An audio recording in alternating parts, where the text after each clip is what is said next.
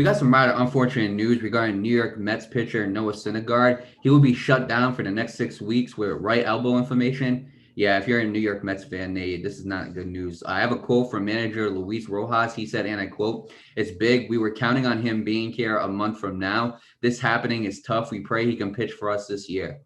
Some good news coming out of this, Nate, is there is no structural damage to the UCL, according to Rojas. And he left his second rehab Tuesday, and he started following his recovery of pitching 1 inning, 16 pitches as a precautionary measure because of soreness in his elbow. He pitched 4 innings at Class A St. Lucie, allowing 1 hit, 5 strikeouts, and 0 runs on 44 pitches. So pretty good, not going to lie. Mets general manager Zach Scott said Syndergaard was on track to return in June on Monday, but obviously because of the injury, that could be delayed. He missed last season with Tommy John surgery, and he is a free agent after the 2021 season. In his 2019 stats, he pitched 197 and 2/3 innings. He had an ERA of 4.28, which is his career worst. And yeah, it wasn't a good season for him in 2019, as we expect from Noah Syndergaard. But again, a 4.28 ERA could be a highlight season for somebody else, so you never know. But before I pass it on to you, Nate, I just want to say the source for this was ESPN. So I'll start off with you, Nate. Your thoughts on Noah Syndergaard being shut down for 6 weeks? Well, first of all, best of luck to Noah Syndergaard. I hope for a speedy recovery. It's one of my mother's favorite baseball players, or her actually number one favorite baseball player. So when she sees this, she's probably not going to be too happy, but it's whatever. It's sports. It happens. But yeah, Mario, it's not looking good for him. They really need Noah Syndergaard, and when Noah Syndergaard's healthy, he's a really good pitcher. We all know that. But when I look at him, Mario, the Mets are an odd case, and the reason why I say that is because with every pitcher that isn't Jacob deGrom, they're winning. But then all of a sudden, when Jacob deGrom pitches, they don't do anything for him. It's a really, really weird case. And even though Jacob deGrom's one of the best, if not the best pitcher in the league right now, Mario, I actually watched a video on why they don't give him run support. I'll link that in the description down below if you want to go check that out. But he has a losing record whenever Jacob deGrom has a losing record whenever they pitch, whenever he pitches for the Mets, and it's a weird situation. But regardless, they do need Noah Syndergaard. I feel like to be just a little bit more competitive, because when you look at the NL Central, not the NL Central, the NL East. When you look at the NL East, it's up for grabs, Mario. It really is. The NL East is, I want to say it's like the NFC East, but not every. Well, actually, are they?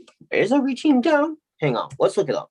NL East is every team there below 500? No, not every team is below 500. 20. Yeah, so I feel like Noah Syndergaard would definitely help to make that team a little bit more competitive.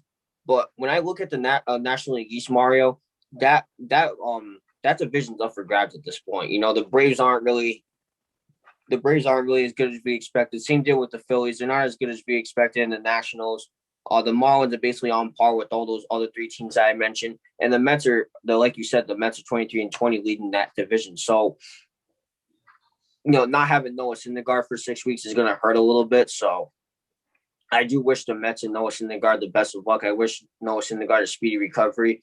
Hopefully the Mets can give Jacob deGrom run support, which is pretty much Jacob deGrom's worst enemy right now is the Mets run support. It's just, it's not his most favorite thing. So best of luck to the Mets and Noah Syndergaard, and we'll see what happens, Mario.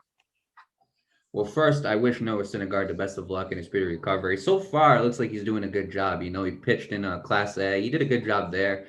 But yeah, obviously it's going to be a little bit until he recovers. Yeah, but you're absolutely right. When looking at Noah Syndergaard, when he is healthy, he is a beast. He really is. That long hair on the mound, that long blonde hair, and then he ends up pitching. My mom calls him Thor. Thor. Okay. But regardless, Noah Syndergaard is a good pitcher when he's healthy. And when he's healthy, they do have a good pitching staff. Obviously, Noah Syndergaard, good pitching staff without Noah Syndergaard, but Noah Syndergaard there just makes them that much better.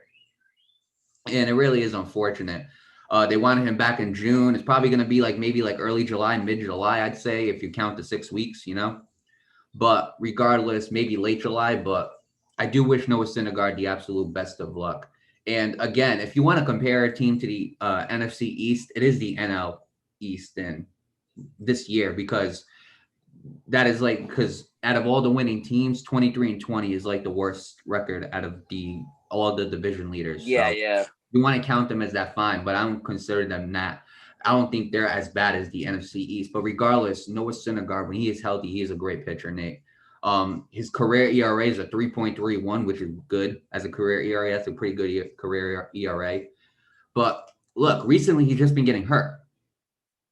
You know, he's just been injury prone. I'm going to be honest. After 2021, I don't think he returns to the Mets.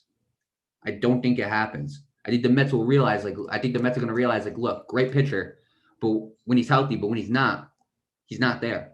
And most likely, every single year, this dude gets hurt and he's injury prone. So, and it's not his fault. But I think I'm going to be honest. I think he leaves the Mets after 2021.